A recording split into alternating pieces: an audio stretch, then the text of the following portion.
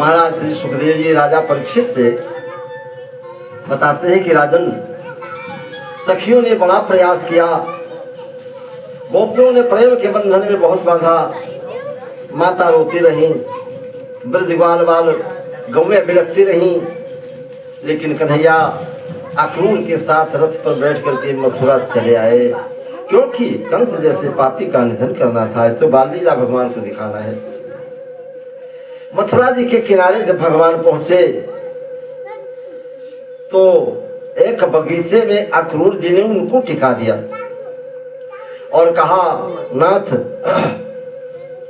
चरणों में सिर को झुका करके कहा कि जिन चरणों की शक्ति से पत्थर से नारी बन जाती है, जिन चरणों से राई से पर्वत बन जाता है, जिन चरणों को राजा बलि ने प्राप्त किया था, जिन चरणों को योगी महेश अपने ध्यान में चाहते हैं, जिन चरणों की धौल बन करके गंगा सारे संसार का कल्याण करती है, जिन चरणों की सेवा करके रंक भी राजा बन जाता है, ऐसे भगवान के चरण, कहने का मतलब उनका ये है कि हे नाथ, चल करके हमारी कुटिया में कटिया को पवित्र कर दो, अपने चरणों को रख दो।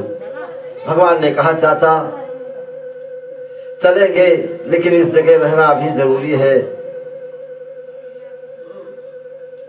और धीरे धीरे वहीं पर नंद बाबा, ग्वाल बाल गोपाल सब बैठ जाते हैं। अभी भगवान जो है अब 11 वर्ष के हुए हैं, 11 वर्ष और कुछ दिन बीते। भगवान का भी मुंडन संस्कार भी नहीं हुआ था।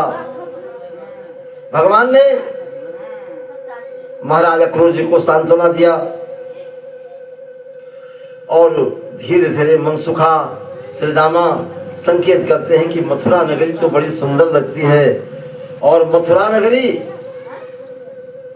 कंस ने आदेश करवा दिया था कि कृष्ण बलराम आ रहे हैं, हमारी प्रजा भी उनका कोई स्वागत नहीं कर सकती है, क्योंकि अंदर से तो बैर भरा हुआ है। कन्हैया ने नंद बाबा के पैर दबाए, पांव दबा रहे थे और धीरे धीरे कहने लगे, बाबा ये मथुरा नगरी देखने की बड़ी इच्छा हो रही है, अगर कहो तो चले जाएं देखा। लेकिन नंद बाबा ने कहा, भैया तुम जाने के काबिल नहीं, क्योंकि वृंदावन में रहते हो, तुमको ऐसा ना हो किसी से झगड़ा हो जाए, ये शहर है, शहर के लोग कुछ ऐसे होते हैं कि बात बात में झगड़ा कर लेते हैं, इसलिए तुम मत जाओ। लेकिन जब श्रीदामा ने और बलराम ने भी संकेत किया कि बाबा हम झगड़ा नहीं होने देंगे, भेज दो, दिखा रहा है कन्हैया चाहते हैं, तो नगर देखने के लिए आए शोभा धाम, और सुनकर पुरवासी सभी चले छोड़ कर काम। गांव वाले ने सुना, मथुरा नगरी के लोगों ने सुना कि भगवान आ रहे हैं, तो ऐसा देख भाई तुम मना कर लोगे कि कोई उनका स्वागत नहीं करता है, नहीं कर सकता है, फूल नहीं बरसा सकता, लेकिन अपने अपने अटारियों के ऊपर पहुंच करके अगर अबलाएं माताएं बहनें भगवान के ऊपर फूल डाल दें तो कौन रोक लेगा। जा रहे हैं और रास्ते में चलते चलते आगे पहुंचे तो वहां मथुरा की सब नारियां उन्हें निहार निहार आपस में कहने लगी, तन मन धन बलिहार, हे सखी ये कौन है। तो एक चतुर सखी बताने लगी कि आगे आगे जो श्याम रंग के है, पीतांबर को पहने, ये कन्हैया जसोदा के पुत्र, और पीछे जो बलराम जी हैं वो रोहिणी के पुत्र हैं। ये दोनों भाई हैं, वृंदावन के बहुत बड़े वीर हैं। इन्होंने ही पूतना जैसे राक्षसी को मारा है, सट्टासुर को मारा है, बकासुर को मारा है, प्रलंबासुर को मारा है, कालीनाथ को मारा है। ये बड़े बलवान हैं। एक सखी कहने लगी कि कैसे अपने भाग्य को संभालूं मैं। कहती है कि धन्य है वो वृंदावन जहाँ पर कन्हैया रहे हैं, कि लोटे हैं लपेटे जौन माटी सूची अंगन में तापर अनंग फूल केसर विसारिये, और खेले जिन बीथिन में कूलन में कुंजन में दिन को निहारी, कहाँ अंत को निहारिये। गोपी और गोपन के समता पे कहियो क्यों, कोटि सुर वाला सुर तिन पे निहारिये, और कृष्ण के पियरी झिंगुरिया पे, कृष्ण की कमरिया पे, और बांस की मसूरिया पे चित्त बलिहारिये। ऐसे भगवान है। भगवान को देख भगवान जा रहे हैं। और बताइए जिनके मालिक 11 साल के हैं, उनके साथ में जाने वाले उनके सखा लोग कितने, कोई 6 साल का है, कोई 5 साल का है, कोई 8 साल का है, इस तरह से जा रही हैं। यहाँ नारियां अनेक प्रकार से भगवान को देख करके अनेक विचार बना रही हैं। और उधर जाते जाते रास्ते में कंस का धोबी मिल जाता है। कंस की धोबी से वाल वाल के महाराज जल्दी जल्दी में सब जने चले आए हैं। हमारा मन कहा था कि चलो इससे कह दी जाए तो कुछ कपड़ा मांग ली जाए, नेक नेक कपड़ा। वृंदावन के ग्वाल बाल आज भी स्वच्छ सुंदर वस्त्र पहनते हैं, माला पहनते हैं और चंदन लगाते हैं। भगवान 11 साल के हैं, उनके साथ रहने वाले जितने लड़का हैं सब कोई 8 साल के, कोई 7 साल के, कोई 5 साल के। भैया चल चल भैया जा रहे हैं। तो कहा, जब देखा तो उन्होंने कहा कि बड़ी व्यवस्था दिखाई देती है मथुरा की। और कंस मामा के यहाँ जब पहुंचेंगे तो वहां तो बड़ा स्वागत होगा। भगवान कहें कि सुनो मनमा तैयारी के बैठो, कंस मामा आरती सजाए बैठे तो मिल थी। और वहां चलो तुम तक देखो चल के। कहा ठीक है। ये और शराब को पिए हुए धोबी से कहा भैया कुछ कपड़ा हमका दे दो, पहन कहाँ चले जाए मेहमानी मामा के यहाँ जाए हमका। भैया आजकल हमारे तुम्हारे यहाँ के विधान ये होते कि जौने गांव वहाँ लड़का पहुंच जाते है तो वहाँ ननेवरे में यहाँ चाहे जौने जाति के आदमी हो सब नाने मामा नानी होते। तो कहा भाई मामा कपड़ा हम गंदे बहुत खुश हुए। तो उसने देख करके कहा सुनो अपनी अपनी पोशाकें बनाने के लिए आए हैं। आए नंद के छोड़, आए वृंदावन के रहने वाले ग्वाल वालों, जाए कहाँ कहूँ पानी मुँह देखा जाए कहाँ राजा के कपड़े पहने का थी, तुम्हारे मुँह में जो है पानी भरी आवा है। और ऐसा न हो कि कंस के पास पहुंचने से पहले मैं तुम्हारी सेवा कर दूं। भगवान कहे हम सीध बात कही थी तुम उल्टा सीध बोलते हो, बात बढ़िया नहीं है। तो वो टपट कर बोला कि ए छोरो जो ज्यादा बात बढ़ाएगा तो खत्म जिंदगानी होगी। और राजा के घर जाते जाते धोबी पर बलदानी होगी। वो कहे सब ही मार डाला बहुत जाहिर जापूंगा। तो श्री रामा जो कहे कि श्री रामा रे कन्हैया ये कैसे बोल रहा है, अकड़ कर बोल रहा है, तनी दिखा दे पूछना वाले हाथ, पूछना वाले हाथ जरा दिखा दे। कन्हैया ने ठीक है। कन्हैया ने धोबी को 2 उंगली से नाथ ने दिया तमाचा खींच और लौट गया धड़भूमि पर पहुंच गया। 2 उंगली से तमाचा लगाया, धोबी मर गया। और जितने धोबी के साथी और रहे सब अपन अपन गठरी छोड़ी कहा कंस कुआं भाग गए। तो भगवान कहें कि भैया जी का जो अच्छा लगे तो कोई तो कपड़ा पहन लो। अब हुआ राजा की कपड़ा तो ग्वाल बाल सब पहनने लगे तो कोनो नाप जोक के तो बने नहीं रहे जो पहन ले और पहनते हैं। जी के जो हिस्सा आवा तो कोई आराम से पहले थे, कुछ बांट दिन सबका कुछ अपना पहले शुरू कर दिन। तो ग्वाल बाल वही कपड़ा पहले के ना जानता है, भगवान तो सब कुछ जानते हैं। ग्वाल बाल उल्टी सीधी अपनी पोशाक बनाने लगे। जामा कहे पैजामा समझे, अब पैजामा जहाँ हाथ छोड़े रहा तहाँ पाँव छोड़ कहाँ इतना कपड़ा पहले थे। जामे को पैजामा जाना जामा जामा बना लिया और साफे की साफी कर डाली, रूमाल कमर से बांध लिया, उल्टा सीधे पहन लेते हैं। और कुछ बंटवा दिया। पहन करके जब आगे बढ़ने लगे तो भैया जब नाप जोक के कपड़ा नहीं बनता है तो जब आगे आगे जाते हैं तो पाछे से लंबे कपड़ा है तो सड़क अपने आप बाहर चले जाते। जब इतने लंबे कपड़ा है तो सड़क बाहर जा रही है।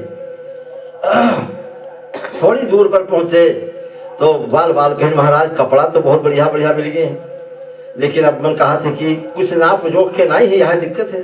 आगे बढ़े, बहुत आगे बढ़ते हैं तो अपनी खिड़की से अंदर से एक जो है वहाँ दर्जी था।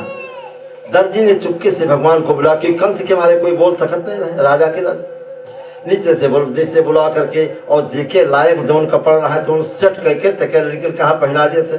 और जब पहनने के बाद भगवान आगे बढ़ते हैं तो एक लड़का कहला ग्वाल बाल से महाराज ये तो सब ठीक है, लेकिन अब कपड़ा तो बढ़िया बन गए हैं, लेकिन मन कहा था कि जो माला मिल जाए तो ठीक रहे। आगे बढ़े और चंदन मिल जाए तो बहुत बढ़िया। आगे बढ़े तो एक माली मिलता है। माली का नाम सुदामा था। कृष्ण भगवान के साथ मित्रता करने वाले सुदामा वो दूसरे सुदामा है। और ये भगवान कृष्ण के यहाँ माला पहनने वाला मथुरा में ये माली दूसरा है सुदामा।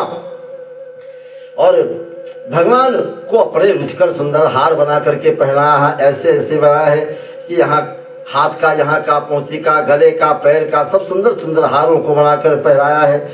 और इसके बाद चरणों में मस्तक को झुकाया तो माली को भगवान ने आशीर्वाद दिया कि प्रभु बोले जन्म सुखी रहकर मुझ में ही भूले रहो सदा, और फूलों की तरह फलो फूलो मुझ में ही फूले रहो सदा। जब तक तुम इस लोक में रहोगे कोई कमती नहीं रहेगी, और अंत में इन फूलों के हार के बदले में, उपहार में तुम्हें हमारा लोक मिल जाएगा, आनंद के साथ रहने को। वहां से भगवान फिर आगे बढ़ते हैं और एक दासी थी जिसका नाम था त्रिवक्रा, कहीं कहीं कुब्जा कहते हैं, कहीं कुबरी कहते हैं। ये जैसे ब्रह्मा ने सारे कुरूपों को जोड़ जोड़ करके कुब्जा को बनाया हो, वो कुब्जा जो है धीरे धीरे और रोजाना चंदन लेकर के जाती थी कंस के यहाँ लगा लेके चंदन। कुबरी के हाथ का चंदन भगवान को बहुत प्रिय था। जा रही है इसलिए में, और जिंदगी में कोई उका, क्योंकि 3 जगह से टेढ़ी रहा है, काली काली रहा है वह काली काली करोटी। संसार में किसी ने उसे कुछ अच्छे शब्दों से संबोधित कभी नहीं किया, लेकिन जब भगवान पहुंचे, कमर से टेढ़ी थी, भगवान जब पहुंचे तो भगवान के साथ भगवान लिखे तो भगवान कहें कि हे सुंदरी तनी हमका का चंदन लगा दिया। ऐसे शब्दों को सुन करके आज पहली बार उसने सुंदरी शब्द सुना है अपने लिए, लेकिन मन में सोचते हैं कि कोई हमारे कूट करते है, इतना कहीं नहीं, लेकिन मन में विचार इस तरह से करते हैं कि कोई उपाय नहीं। तब तक भगवान ने कहा ऐसी कुछ बात नहीं है, तनी हमका का चंदन लगा दिया। तो कुबरी ने चंदन लगाना चाहा, उससे पहले पहले क्या हुआ कि भगवान जब उसको देखते हैं तो बलराम जी से पूछा, दादा काई का हम ठीक कह दी?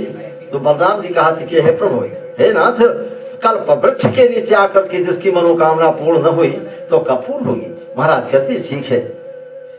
बस यही बात सोच करके तुरंत ही भगवान ने क्या किया कि भगवान ने तुरंत ही एक हाथ कमर में लगाया और एक हाथ दाढ़ी में लगाया और एक हाथ से पैरों को दाब करके कुबरी को यूं सीधा कर दिया।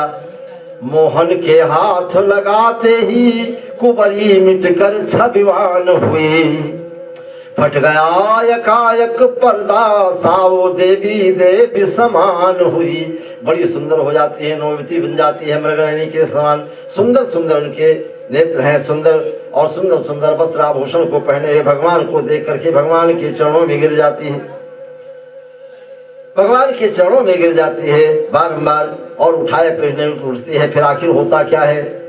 भगवान ने कहा ठीक है, और घूंघट से मुंह ढांक कर चरणों शीस झुकाए, बोली हुई कृतार्थ में जय जय यादव राय। भगवान ये कहती महाराज मैं धन्य हो गई आपको। भगवान कहते जाओ ना अब कंस के यहाँ चंदन चढ़ाने के लिए, देख देख कर जाना। कहा अब नहीं जा सकती कि जाऊं कहाँ तज चरण तुम्हारे, जाऊं कहाँ, अब तुम्हें छोड़कर मैं कहाँ जाऊंगी, मैं कहीं नहीं जा सकती। और ये कुबरी कौन थी? रामावतार में जो सूर्पनखा थी।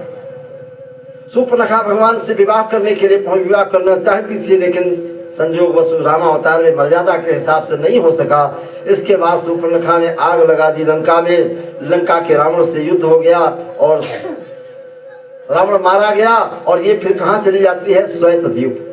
श्वेत द्वीप में यहाँ सहस्रमुखी रावण रहता था, वहां जाकर के इसने तपस्या किया और तपस्या करने के बाद भगवान प्रकट हुए, उनसे मांगा।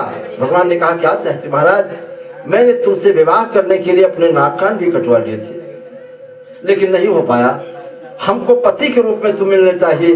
तो उस समय भगवान ने वरदान दिया था कि इस त्रेता में तो नहीं हो सकता, लेकिन द्वापर में मैं कृष्ण बनकर आऊंगा और तुम कुब्जा बनकर आओगी, तब हमारा तुम्हारा मिलन होगा। आज वही पूर्ण हो गया उसका। फिर आगे बढ़ते हैं और कुब्जा ने कहा कि हमारे यहाँ चलो, और इसके बाद फिर जाना। भगवान ने कहा ठीक है, कंस से मिलने के बाद हम तुम्हारे पास आएंगे, तब तुमसे हम मिलेंगे। ऐसा कह करके आगे भगवान बढ़ना चाहते हैं। दया के भाव से कुब्जा का उद्धार किया भगवान ने, भावों में पावन कर दिया भगवान ने कन्हैया जो है शेरी को, और भगवान के साथ साथ उसका नाम संसार में पूर्ण रूप से अमर हो जाता है।